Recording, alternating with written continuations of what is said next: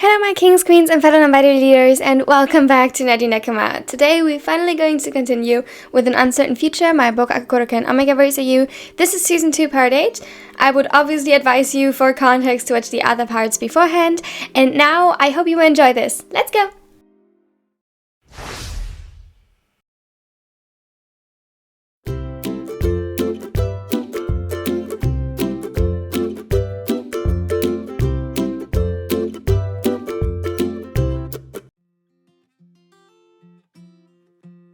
Getting ready? Akaashi hummed and nodded. He shouldered his bag and quickly checked if he wasn't missing anything before walking up to Kuro and pulling him into an embrace. He sighed. His scent was still laced with a slight hint of distress, and Kuro quickly reciprocated the hug. "We will be alright. Don't worry." Akaashi nodded again, wordlessly. He planned on meeting up with Suga today. The two of them met for coffee sometimes. Suga would correct or construct exams, and Akaashi work on editing.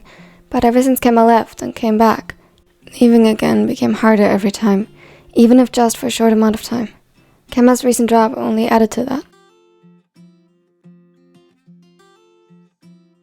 He knew very well that his hesitancy to leave was the very reason he should. If they weren't careful, they would quickly fall into codependency.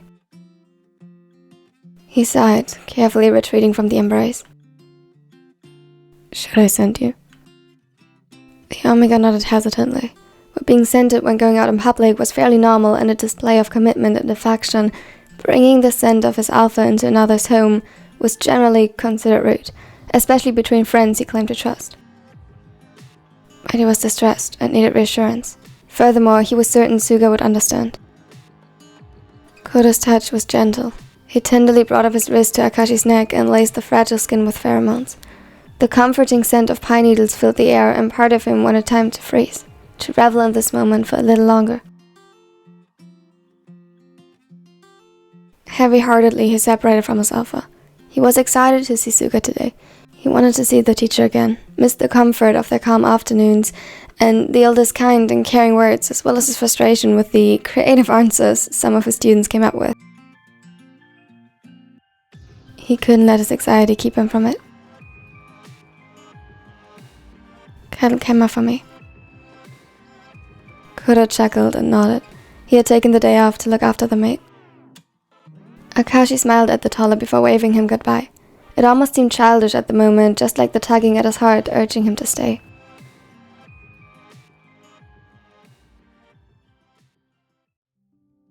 "Akaashi, I'm glad you made it." The silver-haired Omega greeted him cheerfully at the door and quickly motioned for him to follow him inside. "Green tea as always?" "Sure."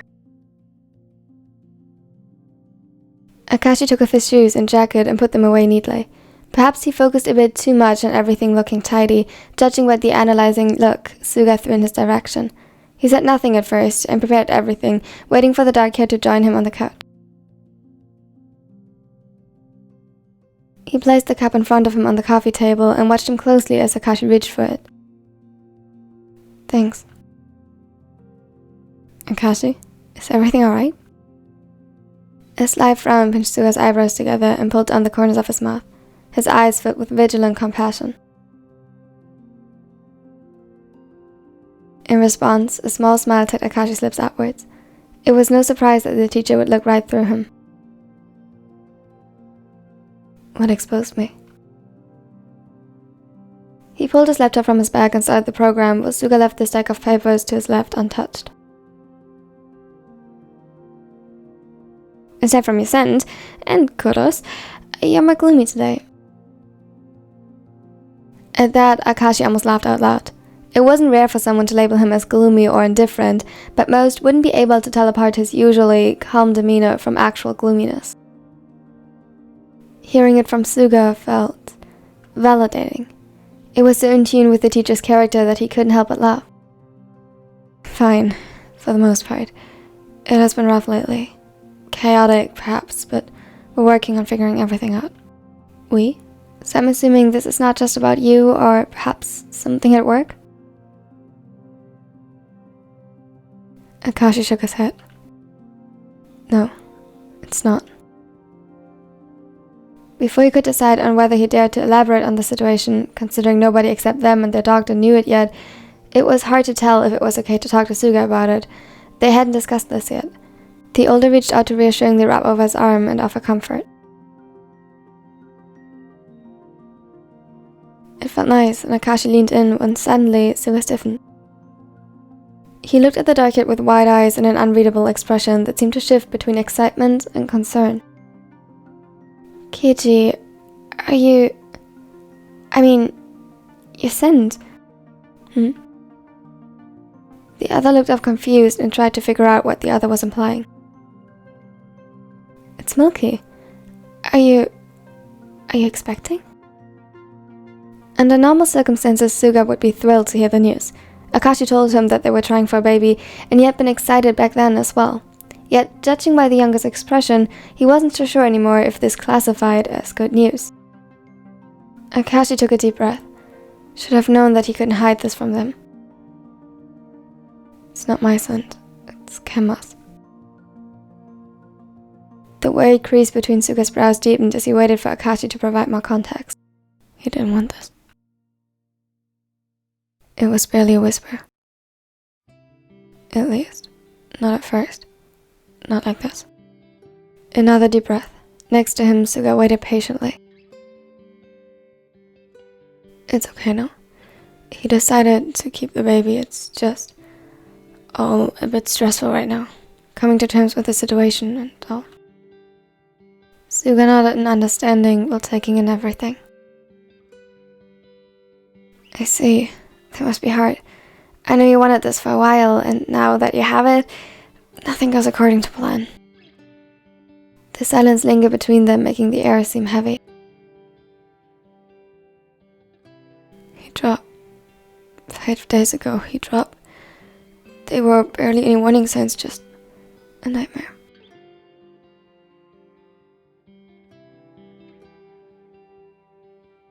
Suga's eyes widened, and he was quick to rub his wrists together to release his own scent of juniper and chamomile. If it wasn't for the familiarity that came with his mate's scents, this one would be the single most relaxing one in the world. Immediately, Akaashi felt waves of reassurance washing over him, and he relaxed under the silverhead's touch. I'm sure you can do this. If Kenma decided to keep the baby, then because, with you by his side, he feels ready. He smiled sympathetically. And I know you are going to do amazing, as a mate as well as a father. Suddenly, Akaashi felt it by now all too familiar stinging in his eyes as his throat tightened. Sorry.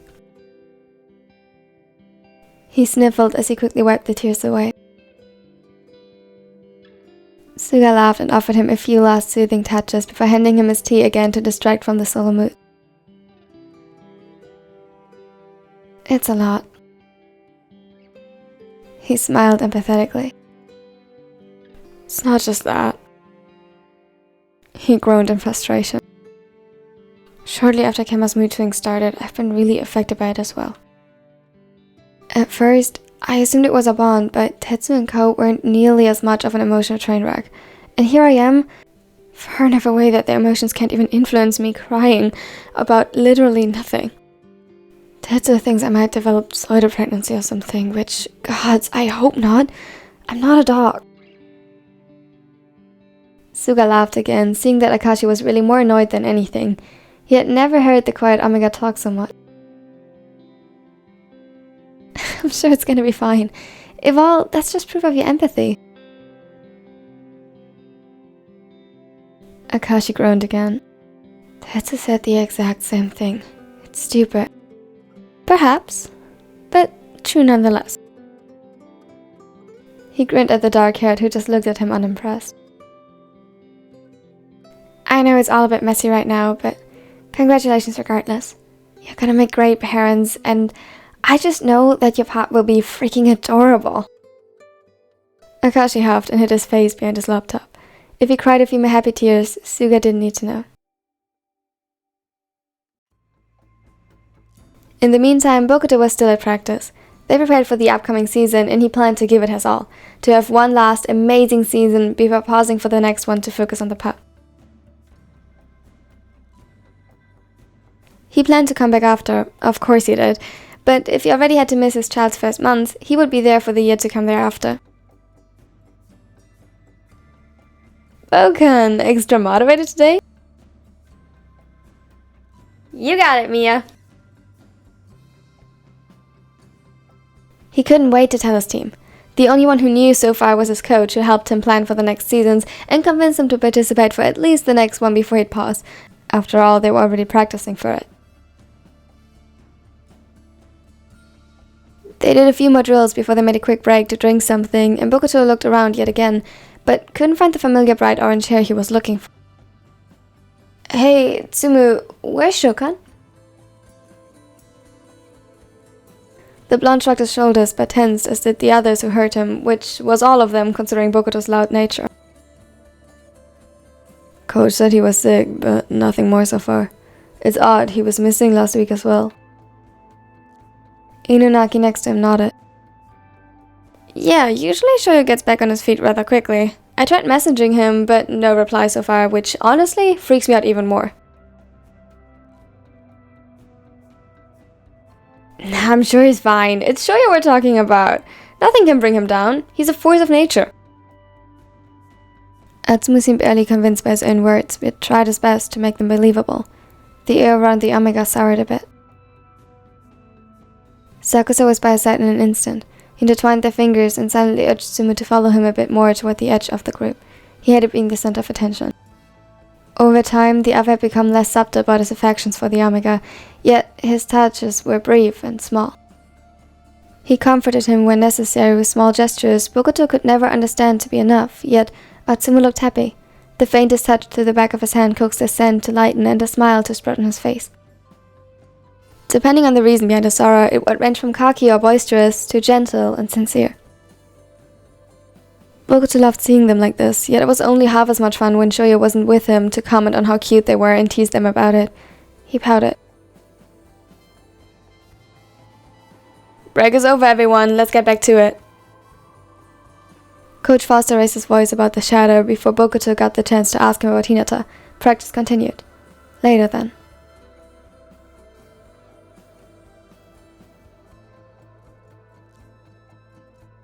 Thank you so much for watching to the end. I really appreciate it. If you liked it, which I really hope you did, consider leaving a like and consider subscribing so you won't miss us out on the next part. As you can see, we are slowly getting back to the Shoujo storyline. It's intertwining again with the BokuAkaKuroKen one, so I'm really excited about that. Tell me under the pinned comment what your favorite quote and or part of this video was. It helps me make better content for you in the future. And of course, tell me your feedback in the comments as well. A special thanks as always goes out to my nerdy neckos. They are absolutely amazing and they support this channel so much. Special thanks to Bokuto, Toby, and Svenja for joining the nerdy neckos. It means the world to me that you are supporting this channel. If you watching right now are not a nerdy neko yet, maybe if you want to consider doing so, they get early access. And here's more content. Check it out if you like. And now I hope you have a wonderful and absolutely amazing day. Bye everyone. Wake up, today's gonna be a good day.